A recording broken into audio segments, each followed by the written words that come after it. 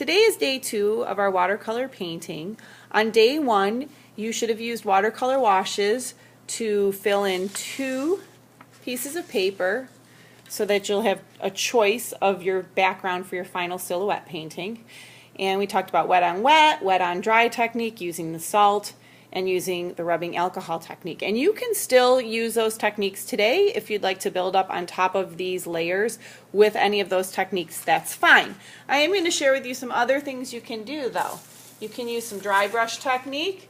You can stamp things. For example, fingerprints make a nice stamp, and working with beads or anything that you could paint the paint on. I have a couple of different sponges that you can choose to work with. There is bubble wrap, which I'll explain how to use. You might just be able to splatter or draw lines or patterns.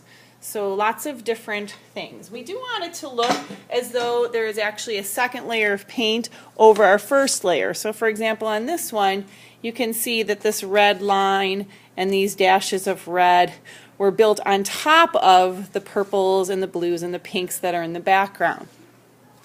The same thing with this one. You can see that the blues and the greens were underneath, and then the purple was drawn on top of that. So we want to see layers on your final painting that you choose to use. All right, so a few of the things that you can use. You can use just drawing on your paper with color. You can make it as a watercolor wash if you would like it to be a little bit lighter, by using the water palette here and adding your paint to it to water it down. One of the characteristics of watercolor paint that is most important is the fact that it can be translucent or see-through. So by adding some paint in here, and of course you can mix color to it. Maybe I'll add just a little purple to it, make it a little more of a red-violet color. And then you can really just kind of draw lines through it. And so it's going to be a little bit more see-through because it is a wash. If you want the color to be a little bit stronger, take the paint directly from here. I do have some test papers if you want to test what it's going to be like before you start adding those lines onto your background paper. Get a little more paint on there.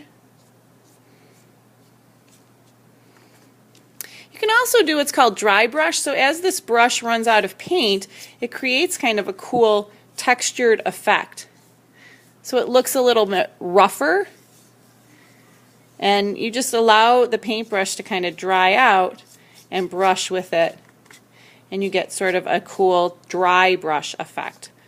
And you can do that with flat brushes, you can do that with round brushes, it's up to you. Okay. In addition, you can stamp some color on there. So I'm going to take a bead that I have here, and I'm going to get a bunch of paint on the edge of the bead. And some things work better than others, so this might not work well for you. Again, you could always test it out first on a piece of test paper, and then you just kind of stamp it on your paper wherever you want it to be. I've had students paint the color right on their fingers and stamp fingerprints as well. It doesn't have to necessarily look like a fingerprint. If the paper is wet beneath there, if you do a little bit of a wash to begin with, it might have a different sort of effect. So if I brush some water on here and I get some paint on my finger, then it's going to have a different kind of effect. So you can decide if you'd like to try that or not. There's also sponges, as I've mentioned, which is nice for texture. So I'm going to get a little bit of red purple paint on here, and then you can sort of stamp it to create a cool texture as well. And I do have the natural sponges as well. You could even try absorbing it right out of here. Squeeze out the extra, and it might give it a little bit of a softer stamp. That doesn't really show up that much. Let me get a little more paint on there. Okay.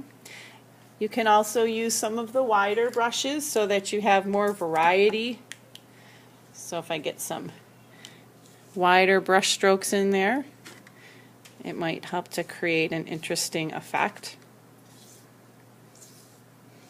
Again, when this brush dries out, you could have sort of a dry brush technique. Where's my second paper that I started yesterday?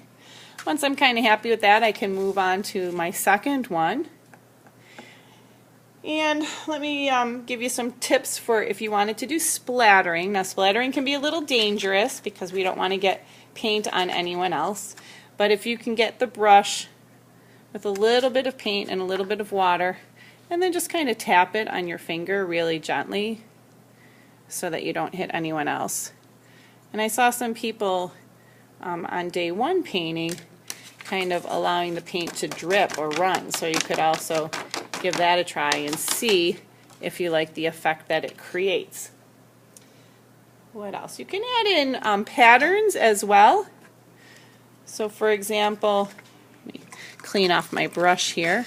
If I get some orange paint on my brush and I wanted to add like a checkerboard effect, I can add those in. And don't make your color so dark that you can't see through it. It's kind of nice that I can see through that orange to the green layers beneath it. That's kind of what we're looking for. You might want to balance it out by putting another pattern up here.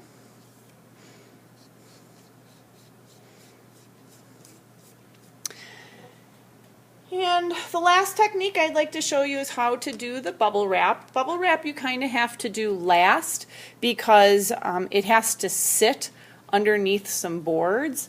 What's really cool is the effect it creates when you take off the boards the next day. These are some bigger bubble wrap examples. The smaller bubble wrap that I'm going to be using has more this kind of effect. You can see the dots in there. Okay.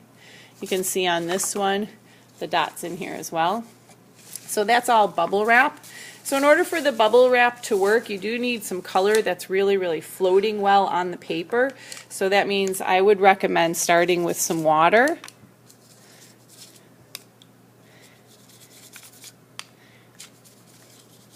And actually I'll use a bigger brush. And then get some color that kind of floats on the top of it. And then take the bubble wrap and press it over it. Now when you first press it on, you can kind of start to see how it's gathering in those areas. That's a good sign. And then I have some wooden boards that are in the back of the room that you would actually place right on top of that and let it sit overnight. So I would recommend, if you would like to do this, that you put your painting along the windowsill, cover it with a board until the next day when you come in, and then we can uncover them. So now it's your turn to go back and use any of these techniques and add a second layer onto your painting.